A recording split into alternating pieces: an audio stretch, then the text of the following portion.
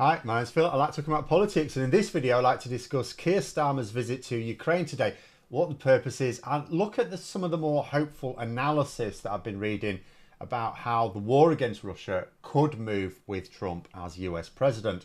But first, for daily political commentary, please hit the subscribe button so you don't miss out. So, with a ceasefire and hostage release deal in the Middle East, which should hopefully remove Netanyahu's justification for further slaughter being agreed, what a peace deal looks like between Ukraine and Russia seems further away and more uncertain. But there are some hopeful signs. Keir Starmer is going to Ukraine in person for the first time since becoming Prime Minister, although he has hosted Zelensky in Britain. This will no doubt wind Elon Musk up as well, who constantly echoes Kremlin talking points. But could a resolution be forced this year, and what would it look like? So let's consider the following points. First, we're told that the Russian economy is at breaking point. It would appear that Russia cannot really afford for this year to carry on as normal. Something needs to change for them. They're running out of people to work in their factories or throw into their meat grinder without political costs. When Trump recently described the hundreds of thousands of Russians who've been killed in Ukraine, which was an underestimate. So you'd think he was doing Putin a favour by sort of downplaying the scale of the losses. But the Russian government immediately responded that Trump was actually overstating the losses and that Ukraine had lost exponentially more than Russia. So Russia are very sensitive about their own public finding about the losses. Although you would think to yourself, if Russia have not taken heavy losses, why do they need to borrow North Korea's army? Second, although people think Trump is in Putin's pocket, I've been saying for quite a long time now, I don't believe this. I think he just admires Putin. I think Putin flattered him a lot when he was president first time round, and Trump admired him, his control over Russia, his iron grip, his strong leadership. But, as an expert, Professor O'Brien points out, Trump hates to be associated with losers. Now, Putin, that's one of the reasons why he cannot accept, even to this day, and will not allow anyone to serve in his government who will accept that he lost the 2020 election. But Putin's war is by all measures failing. He obviously did not achieve his aims of taking over Ukraine in 3 days. He doesn't even look like he can win a war of attrition with his country's economy teetering on the edge. He's even had to draft in parasite-ridden, porn-obsessed North Korean troops. If you're on Ukraine's side and you're discussing the situation with Donald Trump, it is easy to keep describing Putin as a 10-time loser. And Professor O'Brien's advice for anyone who's doing so is to just do that.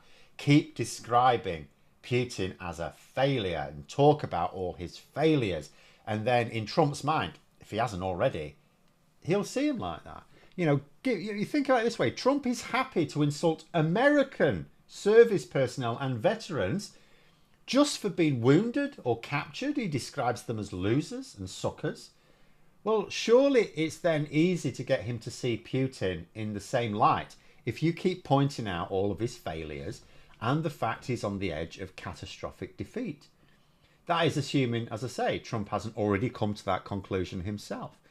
Third is the fact that Trump's pick for Secretary of State for this particular thing, Rubio, has said both sides need to make concessions. Now, there's a sense in which you say, look, the only concession Ukraine should be making is to allow Russians to leave their country in peace.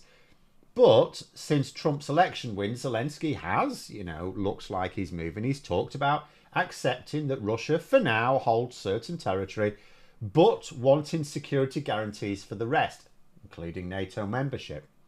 Mind you, Zelensky holds part of Russia at the moment as well. So does that mean Ukraine will get to keep that? I think Putin will want to recapture that before coming to the negotiating table. Also consider that Trump's big thing about NATO is, some member states not paying enough. Well, countries bordering Russia tend to spend quite a lot more of their GDP on defence than countries, say, further away from the sharp end. So Zelensky can appeal to Trump on the grounds of, with him, they'll have a NATO ally with battle-hardened veterans and who'll be paying more than their fair share into the pot.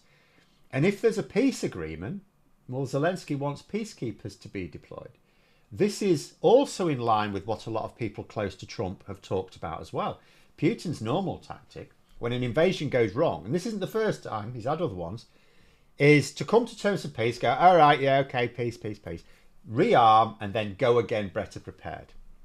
This would not be possible if you had NATO peacekeepers in operation, defending the parts of Ukraine that Putin doesn't hold but still wants.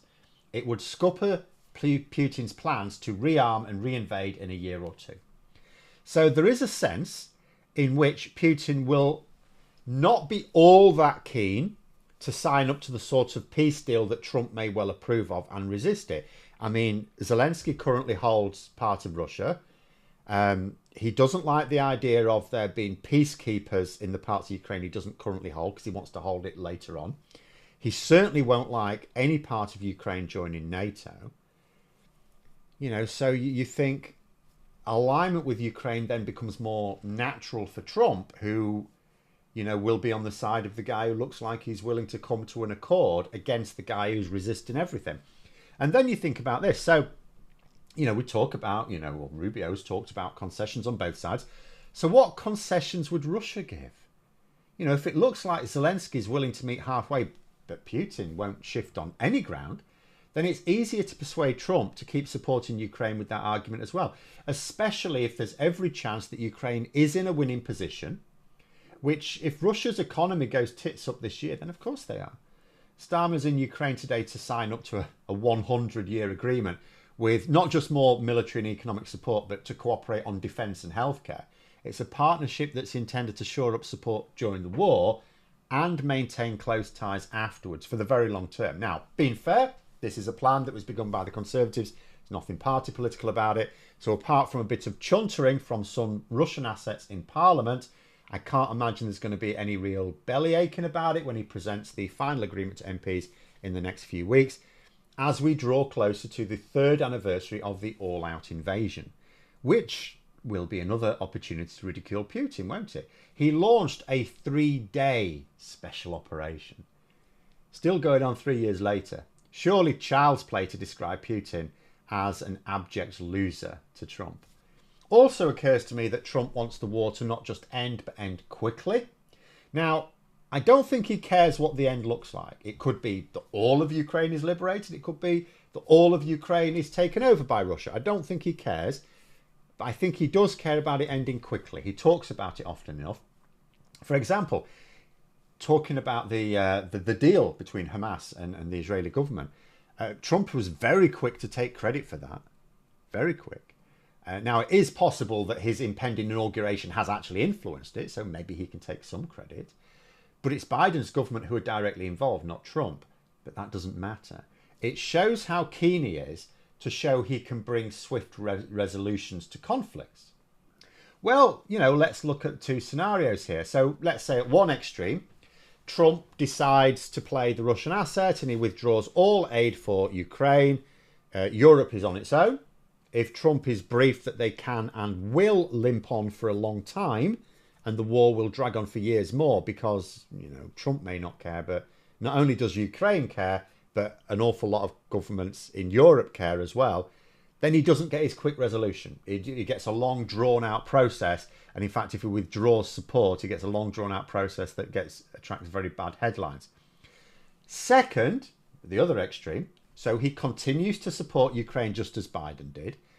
Well, if he's briefed that the Russian economy is going to implode this summer, and then Putin will either be deposed or forced to come to Trump with his begging bowl, then you can make the argument to Trump that the quickest resolution is actually continuing that support for Ukraine. You know, the fly in the ointment, of course, is that Putin has been very influential on Trump, and he certainly still is with many of Trump's close allies. But the argument can be made that supporting Ukraine is not just in America's interest, which, you know, Trump has no interest in, but is the quickest way to resolve the war. And if Trump comes to that conclusion, then he could actually continue to support Ukraine. It just needs people to keep pointing out in Trump's presence that Putin is an abject loser and that without support, Ukraine will keep fighting to the end for a long time to come. But with support, Putin's plans disintegrate later this year. In fact, by withdrawing support, you can make the argument to Trump, by withdrawing support, you're going to prolong the war. But there we are. Those are my thoughts. Let me know yours in the comments below. If you've enjoyed the video, please click the like button and subscribe for further content. If you'd like to support the channel further, you can click the join button for memberships. Thanks for watching. And until next time, I'll see you later.